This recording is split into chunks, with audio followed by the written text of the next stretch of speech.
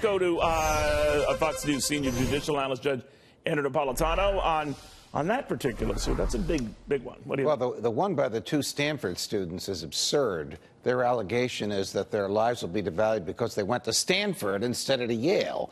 I don't think they'll be able to prove their case. But in each of these lawsuits that Lauren so nicely described, you have lawyers in California seeking to represent the class. The class is everybody who applied to those colleges in the 10-year period that this scam was going on and did not get in.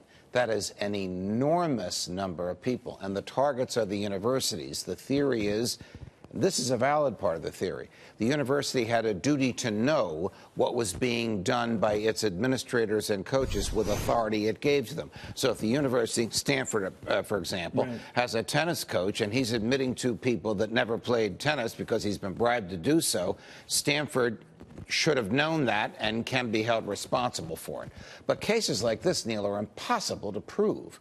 How could you possibly prove $500 billion in damage? How could you prove a diminished lifestyle because you went to Stanford instead of going to Yale? Yeah. I mean, that's almost absurd. I can't imagine a jury having much sympathy for that type of a complaint. But you know legal history better than anyone. I mean, in the case of affirmative action cases that were brought up about a white kid who feels that he was swapped out and should have gotten a spot because a minority, less experienced and able did.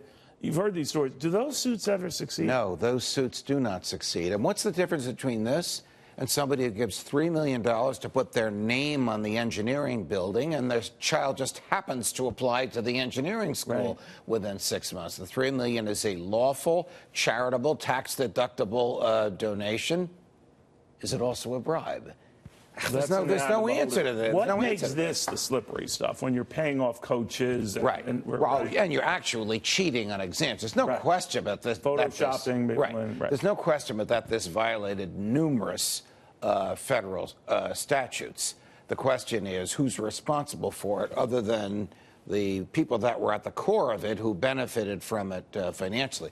But, Neil, some of the parents were taken out of their homes at 5:30 in the morning by FBI agents with guns drawn, almost like the way they arrested Roger Stone. $1 million cash bail in a non-violent case when the person has roots in the community. Weird, Come on, the courts are going overboard here. All right, so let me get your sense of where this goes, because this actress, Lori Loughlin, she was the one who posted the $1 million bail, right? Right. What kind of jail time could she be looking at if found guilty of all of this? I don't think that the parents will go to jail at all. Really? Yeah, I think the only people that will go to jail will be the people that orchestrated it. Now, in the past 24 hours, the orchestrator, this fellow Singer, his lawyers have told the feds there are 32 families involved. Guess how many people he says he helped get into college? 750. Wow. So what are a lot of these parents going to do? The most successful ones will go to the feds immediately and say, we'll plead guilty to a lower crime, and we'll give you the name of 5 of our friends who also did this. And this will expand and expand and expand.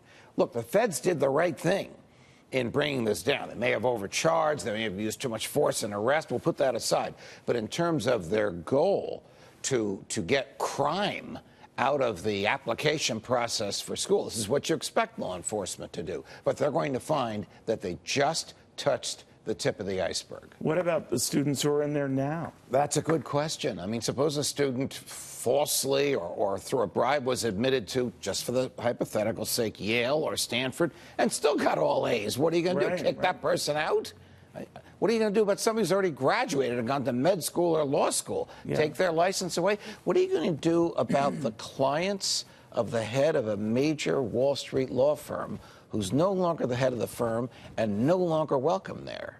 Oh, wow. I didn't even think of that. Yeah. This is what makes you so good. Let me ask you why you're here. The whole Facebook data thing, criminal investigators, they're circling the legal wagons here. They are. It's tough to figure out what they're up to. Facebook has a consent decree with the Federal Trade Commission.